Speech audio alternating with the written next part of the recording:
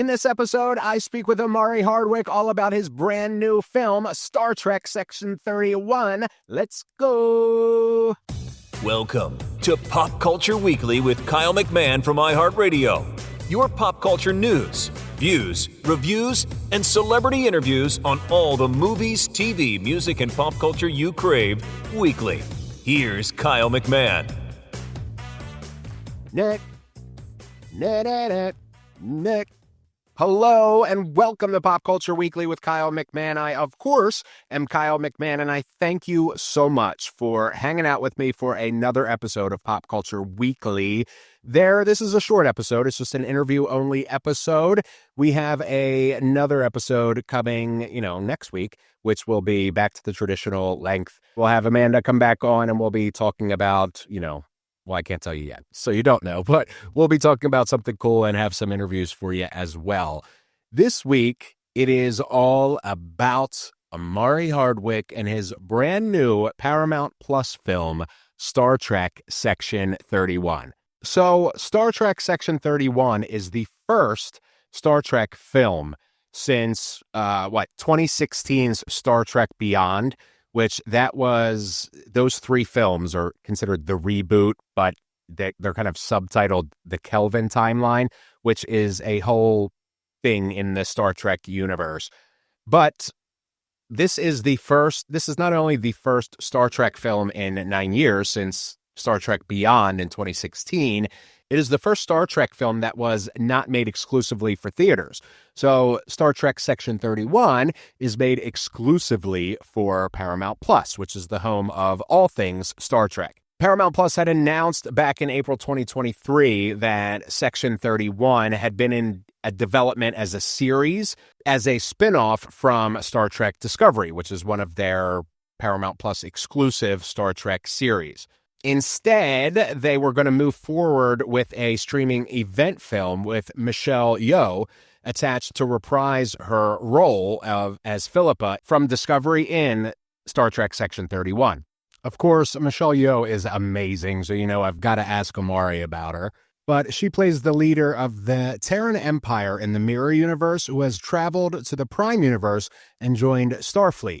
And Omari stars as Alok, who is a Section 31 agent who is a strategic mastermind with some mental problems, and he wants her to pay for her past by joining his team for a covert mission. So basically, Section 31, which is the 14th film, by the way, in the Star Trek franchise. So Section 31 is basically a secret division of Starfleet, and they are tasked with protecting the United Federation of Planets, almost in kind of a whatever means, no questions asked, we'll look the other way kind of way. So it's a great film. If you're a Star Trek fan, you'll love it. Even if you're not a Star Trek fan and you just like, action and sci-fi, it really is a great movie to check out. So Omari kind of blew up as James St. Patrick, a.k.a. Ghost, in Power from Stars, who, of course, I interviewed much of the cast of that franchise, including 50 Cent. And he was in Army of the Dead from Zack Snyder, who has been on the show, and I love that movie. And he's been in a number of other things, including Kick-Ass, love that one, Spike Lee's Miracle at St. Anna, and Tyler Perry's For Colored Girls. He was also just nominated for a 2025 Grammy Award for Best Spoken Word Poetry Album for the album Concrete and Whiskey Act 2 Part 1, a Bourbon 30 series. So that's really cool. So let's just jump right into it. My interview with Omari Hardwick. So first of all, congratulations on the film. What's it like for you, in kind of this pre-release right now? It's in the can. It's almost out. Yeah. How are you feeling? I'm feeling good. I'm feeling more refreshed and more light than I perhaps was when first being granted the opportunity for us as a cast to watch it. When we were given the link, that explodes, of course, after a couple days.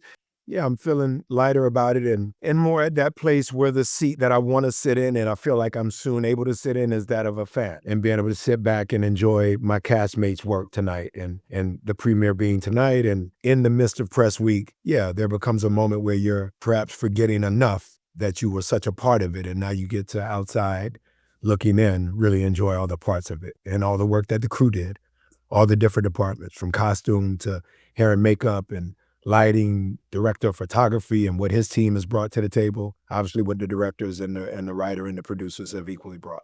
I love that. And what got you? I mean, obviously you've been around a while in a number of great projects, but essentially you started out as an athlete. Yes. How did you get from an athlete to, starring in a Star Trek film? Man, that's a great one, Kyle. I was a dude who, in the midst of, if sport one was soccer, Kyle, baseball came pretty quickly after. And then basketball was right after that. The family rule was 13 years old before football. Because I was more stocky in build than the elder brother, he did me a solid and said, I'm okay with me at 13 allowing Omari at 11 to play football. And so that was really cool. But in the same year, Kyle, at about 11 years of age, man, I found poetry. That was about the year that I wrote my first poem. And it was interesting because I didn't know that it was a poem. You think you're just writing an idea. And by first girlfriend, perhaps, that's a moment where I was like, oh, this is poetry. And I just really enjoyed those moments of watching everything from James Evans, and Florida Evans, played by Esther, and all that. And James Amos recently passed away, right? Rest in peace. And all that had to offer a story, but all the way over to Marlon Brando on the waterfront. And one of my pops' favorite was Cool Hand Luke, and what Paul Newman meant to my pops, a black man from Savannah, Georgia, who went to college in Boston. Pops and grandfathers were able to present a lot of diversity within their bag that God had gifted them with, Kyle, to the world. In a country that wasn't necessarily checking for a lot of what black men had to offer out of their grab bag of goodies. And so I found myself having permission really early in life to go, so why not be an athlete and also be a poet? And I like acting, and should I go that route? Get to University of Georgia and major in journalism, finish in the classroom in 4, but have a redshirt year to play one more year of football at University of Georgia, SEC football, as you know, no less. And I minored in theater. And, who would have thunk it that instead of tomatoes being thrown by teammates that are in the NFL, one of whom was Champ Bailey, not just in the NFL, one of whom was Terrell Davis, not just in the NFL equally, but both of them, as you know, are in the Hall of Fame. And all of them said, yo, if the football don't work out, bro, there's something with this theater thing. And that's how I kind of found my way to it. And in the midst of that, Kyle, I found music. And I was already musical. I already understood what Frankie Beverly meant when he said joy and pain. I kind of was like, oh, right, they go together. And bro, the best way to get down the field on kickoff coverage was to get down the field on a set called kickoff coverage as a character. And whatever character I was being asked to play, and the greatest of which is an industry that says, we want your joy and your pain. Thank you, film industry. I will bring both. And now, Kyle, I'm able to, which is hard for me, especially as a Capricorn, to boast about anything, but I'm able to boast the reality that I've now been, Grammy nominated in the world of music, which I haven't used to put food on the table. So God made me a bag of nuts, bro. And I just will always say God, because it can't, you know what I mean? I'm crazy disciplined, and I'll meet him halfway where I can while being super flawed and not the greatest of human being, but I'm doing okay at using all the shit that he put in my bag. I'm pretty I hard. love that. I love that. And speaking of music, you have your latest single, DMX, right? Yes, that was, it actually isn't my most recent single. We got other singles coming, but yes, it was one of the big singles. And it was myself and Guapale, who is from the Bay Area, the legendary dear heart of mine, who actually has found her way to stage. And she was in Sparkle with me and a late, great legend of them all, and that being Whitney Houston. And in many ways, it pays homage to DMX and what his hook was. And y'all gonna make me lose my mind. And we just flipped it and made it more about the reality of love, and that, the love story is the greatest of story that makes you lose your mind. Falling in love will kill you or kill you softly. One of the two. Yeah, absolutely. And I love how you are multifaceted. And as you said, all the way from the beginning where you're doing poetry and theater and multiple sports. Here you are, we're talking about your single, we're talking about, a new film, and not just any film in the Star Trek universe, which to me is it's like this huge thing. You know what I mean? Yeah, I appreciate that. My parents, my grandparents, this is, a multi-generational thing. And here you are right at the front line of it. Amazing.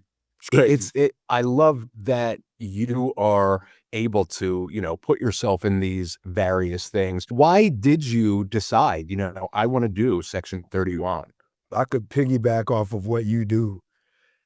And you're a journalist, Kyle, and you know that. And there's a lot of pundits, there's a lot of armchair quarterbacks, there's a lot of podcasters who don't necessarily know the art of journalism. As a black kid who loved Tom Brokaw. And I think what I love most about Tom Brokaw is that he was reporting on everything, and you're supposed to be unbiased. And you're supposed to make us believe that you are not leaning with your eyes to a direction in terms of the story you're telling. And I think one of the great things about Section 31 in Star Trek is that perhaps is the first role within my career that I got to be more so a journalist. I am sort of the narrator of what the universe was 350 years prior, because a lot comes from 350 years prior. And I now put this motley crew, ragtag group of individuals together, so to become a policing agent for all the decades and decades ahead for the galaxy, remaining the way that Roddenberry wanted the galaxy and galaxies plural of Star Trek to remain. And in many ways, when you think about it, that is me bringing finally my major to the forefront and being a journalist. Alok is simply a journalist.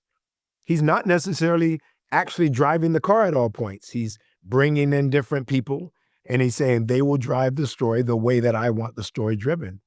And if that's not necessarily the journalist on microphone like yourself, it absolutely is the program director saying, hey, make sure we cover this subject. Hey, make sure we talk about this. And so I think I just knew that I was a lot more than a journalist. But in many of these opportunities as an actor, I haven't been able to be Alok, who is reporting the nightly news and where we now stand as a society. And that's what made Star Trek so cool. It was a reporting from William Shatner's Captain Kirk. It was a reporting from Leonard Nimoy's Dr. Spock. They were reporting and then having to deal with the fallout of what didn't go down as to what they reported. And I think maybe this is the first time, bro, that I got to play that guy.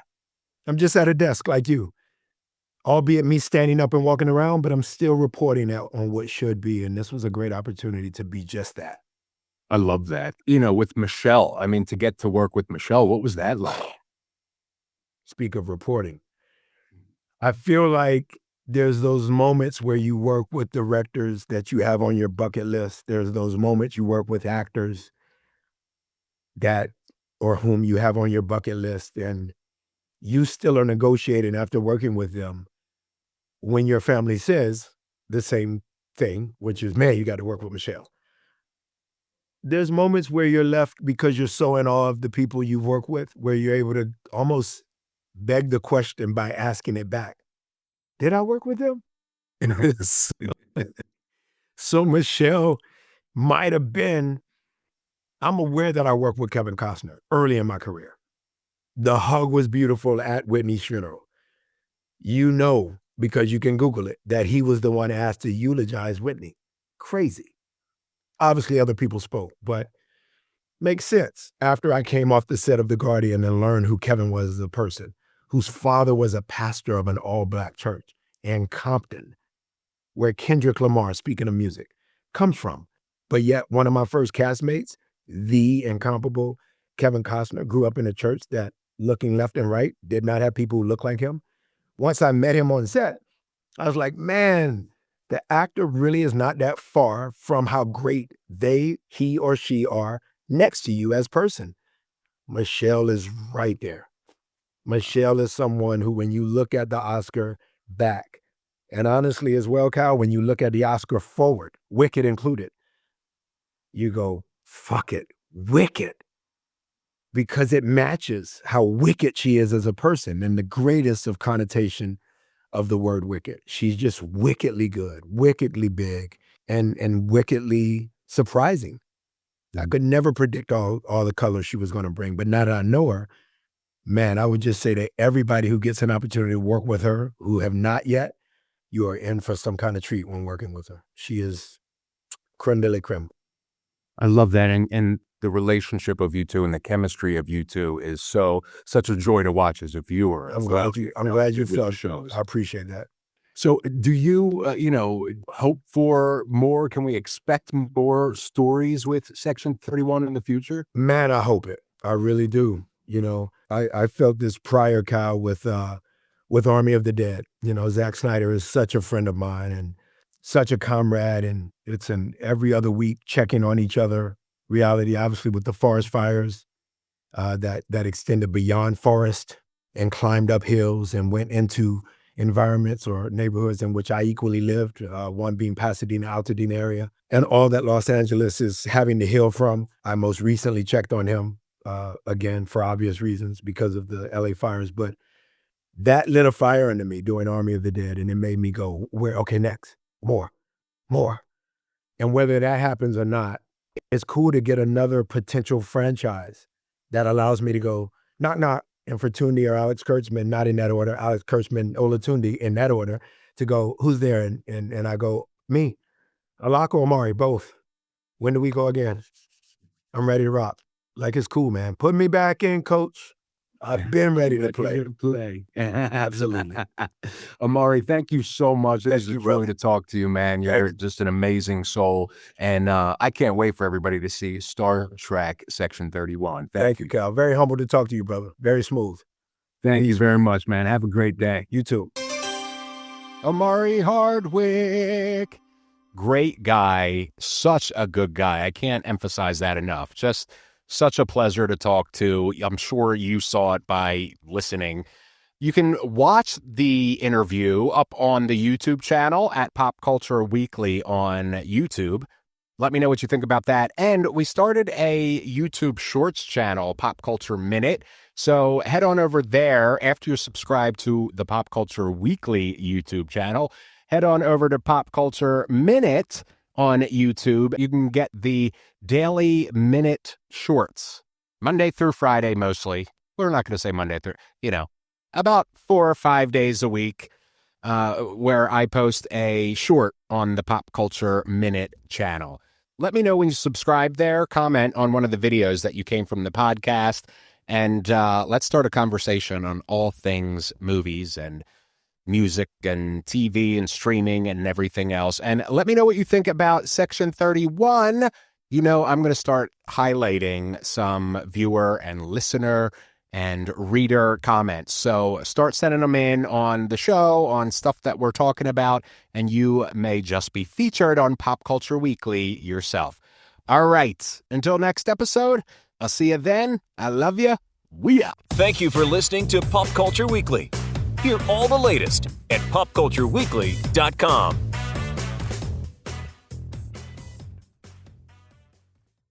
Star Trek, Section 31. Star Trek, Section 31.